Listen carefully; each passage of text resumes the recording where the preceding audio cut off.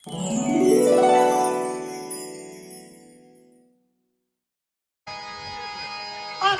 जमला जन समुदाया नित्य बंधू जसे बाप माया आपल्या सेवेशी झालो दरिणे मा भाया आपला जसा उरकला जसाया अशा वेळेला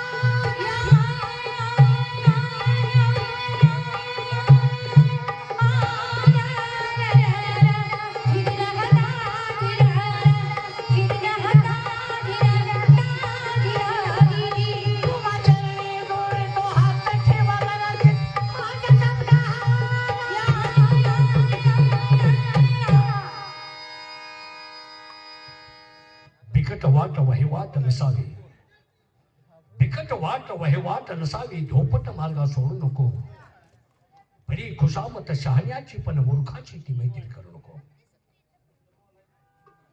खरंच माणसानं पायवाट चालणारे असेल त्या पायवाटीवर न जाता धोपट मार्गा सोडू नको.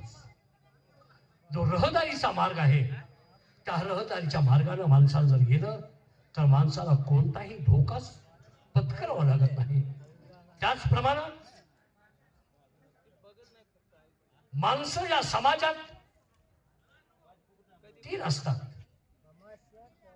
वेडा, अर्धवट आणि शहाणा. वेड्या माणसाला सांगून सांगून सांगून ते शहाणं होत असतं. शहाण्या माणसाला सांगण्याची गरज चालत नाही. आणि अर्धवट माणसाला किती जरी समजावून सांगितलं तो काही माणसातलं बोलत नाही. अर्थ समजला? तर त्याप्रमाणे माणसानं संपूर्ण जीवनाचा मार्ग स्वीकारला तर माणसाला धोका पत्करत नाही. माणसानं शहाण्या माणसाची जर संगत जर केली तर शहाण्या माणसानं दोन अपशब्द बोलले तर त्यातून काहीतरी आपल्याला बोध घेण्यासारखा असतो. म्हणून शहाण्याची संगत करायची. वेड्यानं कितीतरी अमृत पाजण्याचा प्रयत्न केला तर ते आपल्याला शहाणपण येऊ शकत नाही. उदाहरणार्थ एखाद्या घरात एखादी तिरळी बोलणारी बाई असेल, बाई बघणारी असेल, तिरळी म्हणजे तिरक वागणारी बाई असेल, तिला साईडचं काही दिसत नाही, खालचं काही दिसत नाही, सरळ.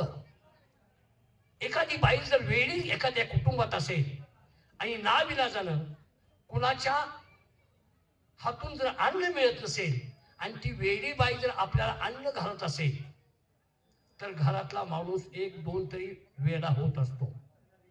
त्याचं कारण त्या वेड्या बाईचं गुण त्या पितात मिळले जातात आणि पिठात मळलेले गुण आपण खातो आणि त्यामुळं माणसाच्या डोक्यावरती परिणाम होतो आणि तो माणूस शहाण्याचा वेडा होत असतो.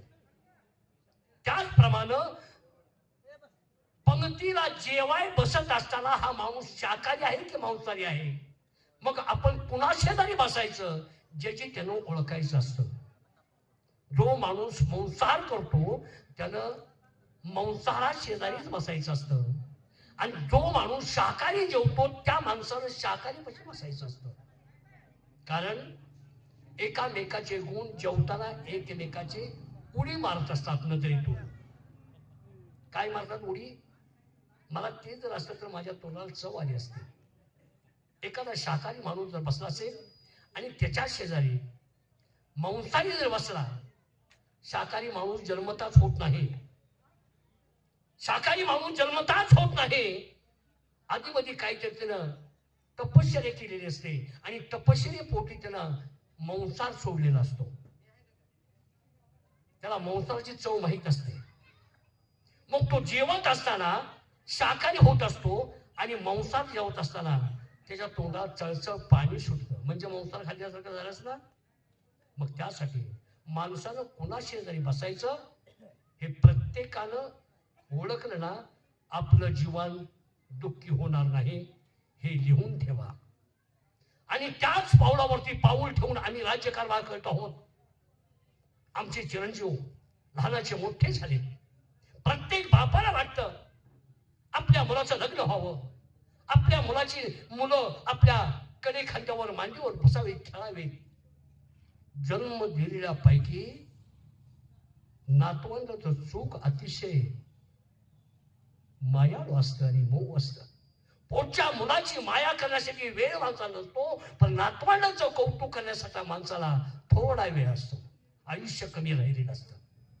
आणि त्यामुळं माझ्या मुलाचा मी लाड जास्त केला नाही. आता त्याची मुलं बाळ बघावी हेच माझ्या मनात अतिशय राहून राहून येतं. म्हणून त्याच्या लग्नाचा विचार बोलण्यासाठी त्याला मी दरबारात बोलवणार आहोत. चक्र कसं विचारणं छिन्न विचिन्न मेंदू होतो. लग्न कधी करतोय हा, लग्नाचा विषयच कधी काढला तर थांबत नाही. मग काय भानगड आहे कुणाच ठाऊक. विचारलं पाहिजे, बा पाहिजे. पण या ठिकाणी अजून सेवकांचा पत्ता नाही गेले कुठं. भाडेकरी कोण आहे हो?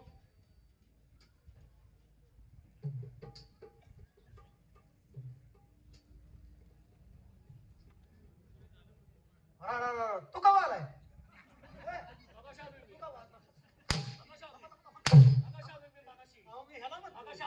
माझ्या पुढं ह्याला म्हणतोय माझ्या पुढं आलाय हो. ह्याला म्हणतोय ह्याला म्हणतोय ऐकत जा. तुला म्हणतोय कवा आलाय? माझ्या पुढं आलता. माझ्या तोंडावर बघून म्हणतोय हो. तू कवा आलाय? ह्याला म्हणली. मला म्हणलाय का महाराजांना? तुला म्हणली. त्यांचा काहीतरी गैरसमज झालाय.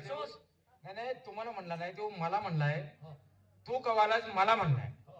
तुला कशाला म्हणाल तो? तू किती साला बोललास? तू कशाला बोललाय? तू लगा तुझ्या नादानं मी बी फापाडलो. काय तू पहिलाच फापालायस? त्याच्या नादानं फापालायस का? काय बोलतो तू? काय काय बोलतो?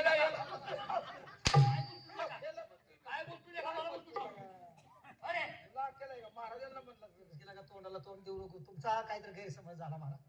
मी ह्याला म्हणलो तुम्ही त्याला वेगळं वळण लावलं. तू ग इतका वेळ आत काय उपडत तू काय? हे असं केलं म्हणणार आम्ही काय करत? असं म्हणलं तुम्ही असं म्हणजे काय लिखापडी करू? लिखापडी म्हणा की मग आम्ही नाही करण्यापेक्षा लिखापडी म्हणा घेऊ. लिखापडी करून टाका तुम्ही. आता काय ते रात्रीच झाले आमचं लिखापडीचं काम. लिहिलंय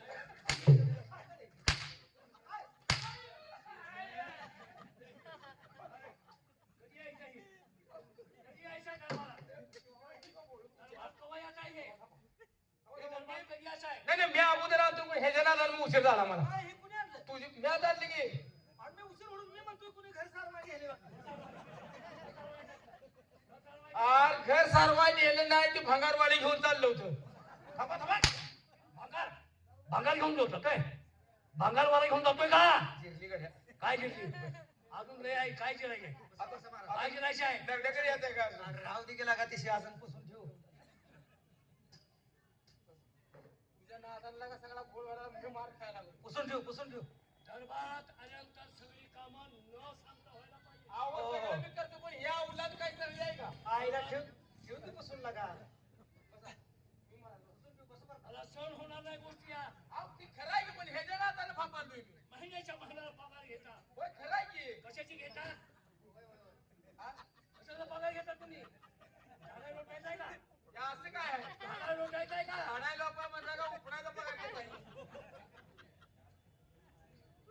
बघा राहू द्या डोक्याला पुढच्या ताप करून घेतो अहो खाली का बसलाय अहो खाली का बसला तुम्ही खाली का बसलाय म्हणतोय? बसताच मागं उडतील म्हणजे उद्या कशावर बसायचं? अहो मला ती सिंहासन पुसू द्या थांबा काय जरा. पुसतोस तू? दम निघतो का नाही जरा दम निघतोय का? अंगावर दम एक निघतोय? ड्रेस आहे पुन्हा काय घालता बे! खराब झाल्यावर एकच ड्रेस आहे का अंगावर? एकच कपडा आहे का? मग हात आहे का अजून भरपूर आहेत कपाटात. विचारा जयसिंगला एवढा जाणला की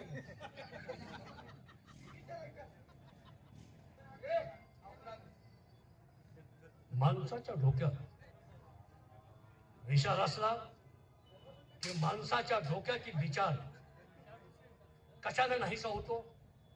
आता काय केल्यावर नाहीच होते. एखादा माणूस अतिशय विचारिक असेल, हो अतिशय फार दुःख असेल किंवा एखादं काही अतिशय डोक्याला न पिरवण्यासारखं जर असेल हो. तर माणूस दारू पिऊन पडत असतो. होय बरोबर? होय दारू पितो. मग त्याही पेक्षा माणसाला विचारातून मुक्त होण्यासाठी बर माणूस काय ठेवत असतो? काय काय काय ठेवतो आम्हाला माहित आहे काय ठेवतो का? आम्हाला माहित आहे त्या विचारातून माणसाला मुक्त व्हायचं असेल हा तर काय ठेवत असतो? काय बाई नाही. मग हे असलं ठेवायचं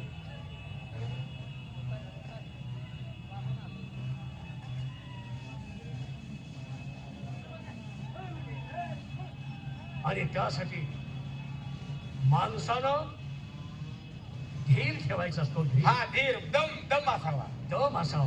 खरंय खरंय काय थोर असतं? दम थोड दम थोर असतो. आणि तो दम ठेवला की माणसाचं आयुष्य सुखी झाल्याशिवाय कधीच राहत. खरंय खरंय बाळानो,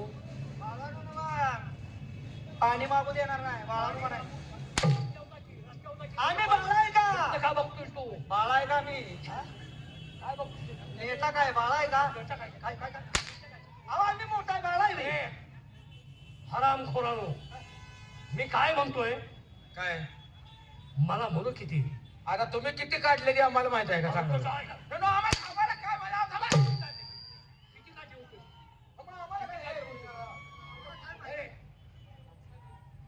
किती काढली तुम्हाला म्हणतोय? मला म्हणतो किती काढली? नाला काय किती काढायचे न काढायचे त्यांच्या नेटावर राहिलं. वा! किती हरामखोरा, किती व्यवस्थित बोलतोस तू. जाऊ द्या बघा माझ्याकडे बघून का बसा काय बघतोस तुझ्याकडं? जाऊ गाडीत तरी बस म्हणा. बाळानो, हा? काय? श्वास घेता येणार नाही. का? बाळाय का? अरे तसं नाही. हा? माझ्या देखत तुम्ही किती लहान होता. तर उभं एवढं होतो आता लई नेता काय राव? नाही बारकू होतो रे लहान पहिलं लहान होतो.